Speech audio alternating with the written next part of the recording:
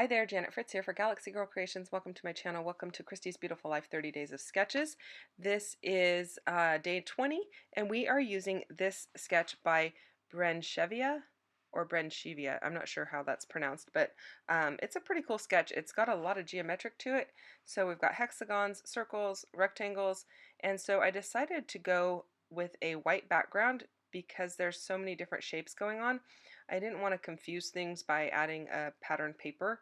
So I went with this white background and I'm using this geometric hexagon stencil, if you will, and I'm just using some black soot oxide ink, and I just wanted a vertical stripe there, kind of behind the vertical stripe on the sketch.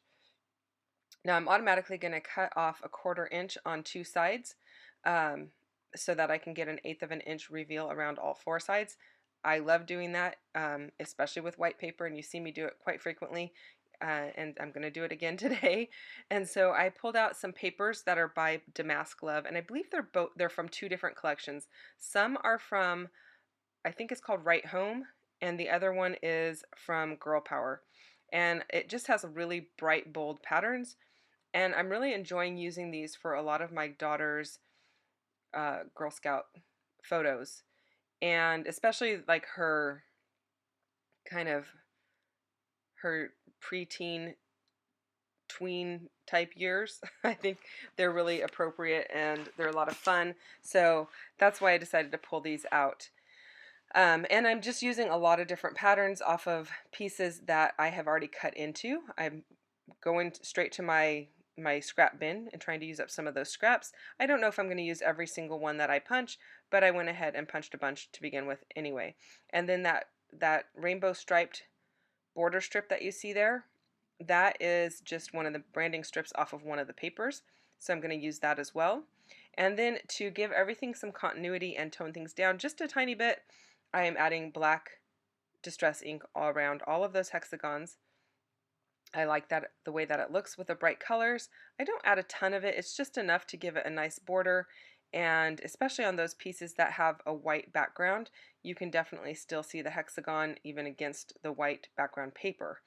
So I like how that's looking. I'm trying not to put like florals next to florals or polka dots next to polka dots, especially if they're in the same size, because now there are three right in the middle that are florals that are next to each other, but there's going to be a photo covering some of that, so you're not going to see all of those.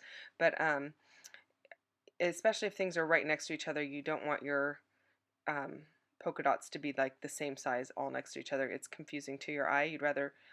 I would rather have large polka dots and then small polka dots next to each other than some of the same size. So I just backed my photos in black, and I did black rather than white because it's going to pop off the page more, and I am inking everything in black, and then I'm going to have a black background around the entire piece of paper. So I think that works really well.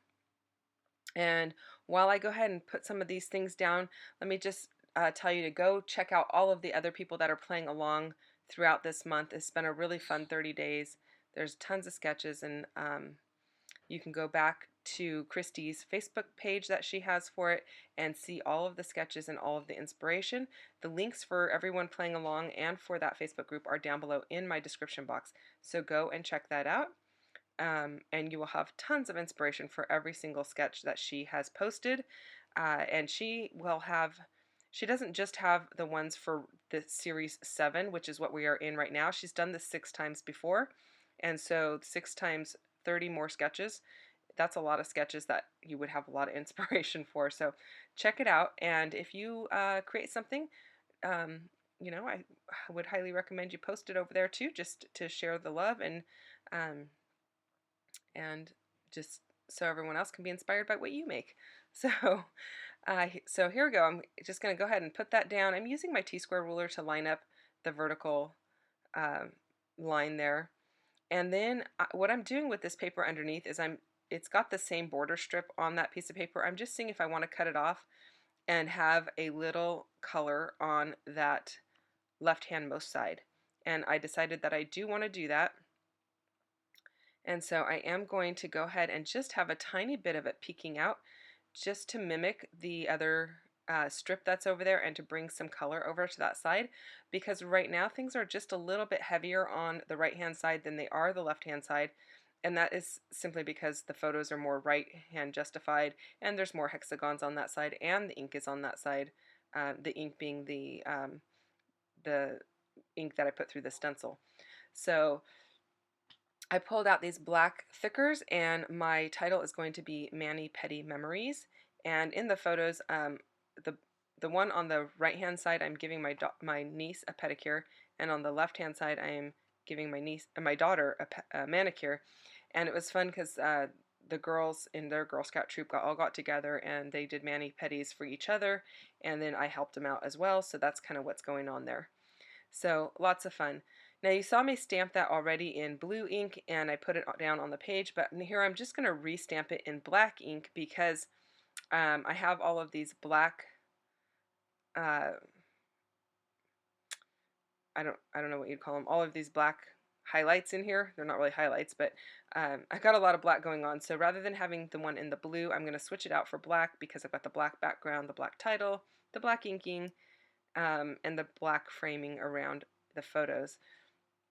So just to keep it, the same, provide a little continuity, I'm going with black. And I like the way that it looks, and my black ink definitely needs to be re-inked. My stamp pad does, because it is not juicy and it is not stamping super dark, and I would really like it to be crisp and very bold. So I am going to be doing that before I use it again, hopefully. And then that's where my journaling is going to go. And then I have this plus sign stamp. This is out of a set that are, I think they're called Stamps by Marlene or something like that. And and it comes with like, I don't know, 20 something stamps in it. They're all like mixed media. And so I decided to pull those in, but those are going to be in blue. And I know I pulled black in everywhere else, but I am just going to do these in blue. There is blue on the page, and so my two colors that I am pulling in for my embellishments are going to be red and blue. And so that's why I decided to use the blue plus signs rather than the black. I didn't want black as my embellishments per se. I just wanted black for the basics on the layout. Hopefully that makes a little bit of sense. So I'm going to go ahead and pop that one that says "So Lovely" onto some foam. Actually, I don't think I did pop that onto foam. I think it's tucked under. The one that says "Smile" is definitely popped onto foam. And then the little arrow looking one that is right there where I'm working right now on the journaling spot, that is definitely on foam. And then I had these blue little bows, and I don't use bows very often. They are one of the things that I struggle with. I'm not a huge bow fan to begin with.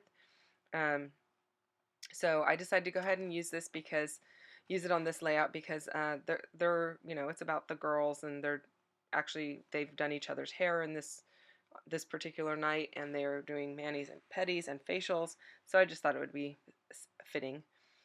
And then I'm going to stamp the date, and that's pretty much going to do it. So check out everyone else who's playing along. Thanks so much for watching. I'll see you guys tomorrow.